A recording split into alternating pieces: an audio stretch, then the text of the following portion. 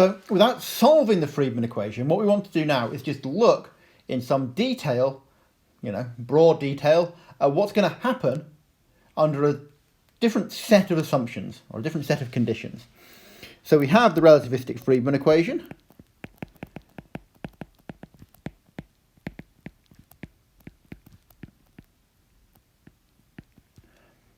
Which is a dot over a squared equals 8 pi g over 3c squared e minus kc squared over r naught squared a squared. And that's equal to h squared. Now let's look at what happens. We're in an expanding universe at the moment. We know that, so a dot is positive. And a is a physical size, that's also positive. So at the moment, the left-hand side of this equation is positive.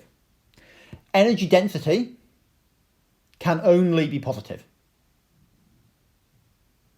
It can't have a negative energy density. At least we haven't worked out how to have a negative energy density because we haven't worked out how to have a negative mass.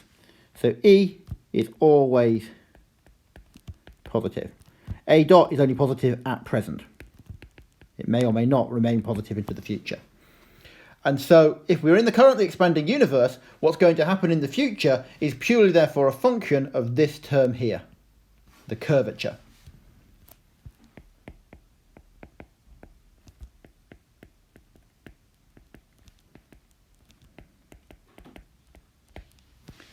So, in the case that k is negative, and in fact when you normalize it by the current curvature, the k, for negative curvature you have minus 1, then that means that this is positive, there's a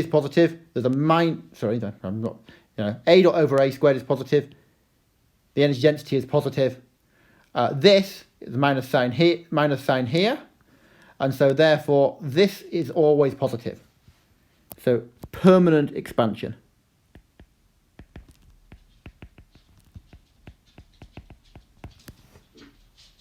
In the case that k is positive,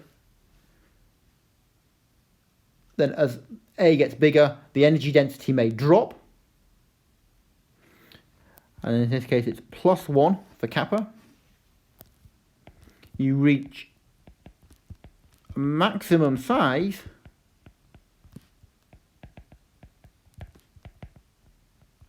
and then contract. And actually solving the Friedmann equation for that's a bit complicated, but there is a question in the problem sheet this week which delves into that in a bit more detail. And then for k equals 0, that is the flat universe, whereas k equals plus 1 is a spherically curved universe and k equals minus 1 is a hyperbolic universe. The flat universe, we have a rather remarkable statement. K equals 0, so a dot over a squared equals 8 pi g e over 3c squared, or if you want to write that in density, 8 pi g rho over 3. And what that means is that there is some critical density.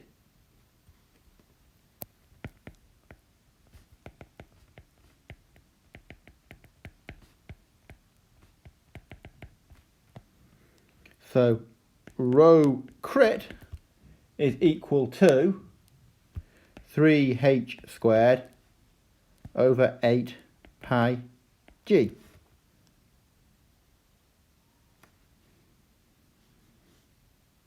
And here, once a universe has the critical density, there's no ability to add some curvature.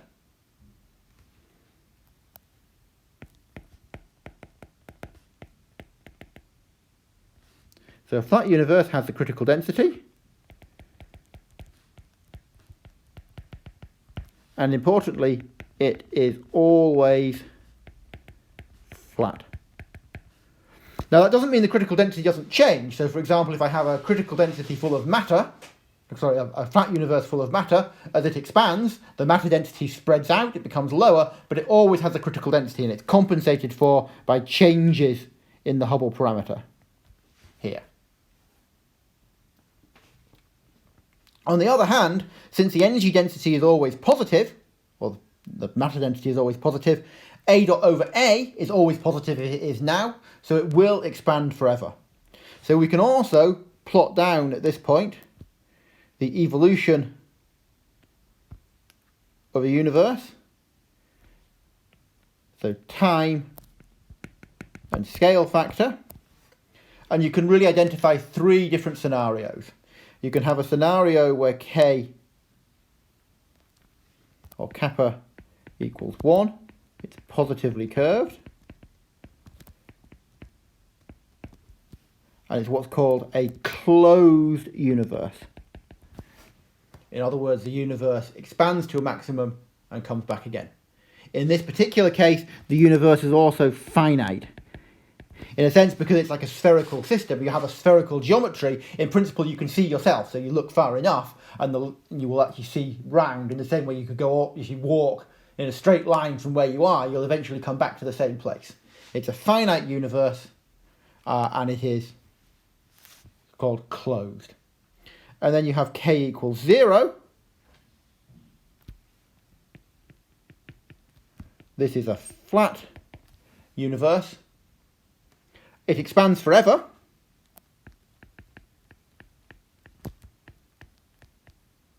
Potentially at an ever decreasing rate, but that depends on what it's made of, as we'll see later. And it's infinite in spatial extent.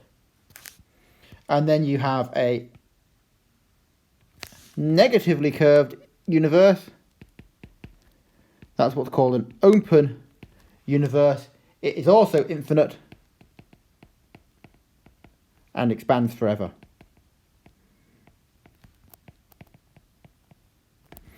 So without actually going into all the details of how you solve the Friedmann equation, just by looking at it and how it's going to evolve, you can say something about the fate of the universe. And you can see that it is intimately tied to this curvature parameter.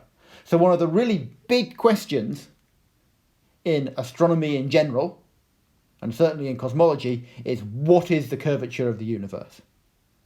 Nonetheless, this is just a cartoon that I've drawn. We'd still like to replace this cartoon with the actual functional forms of these lines. And so to do that, we need some more equations in order to remove some of the unknowns, and they're what we're going to derive next.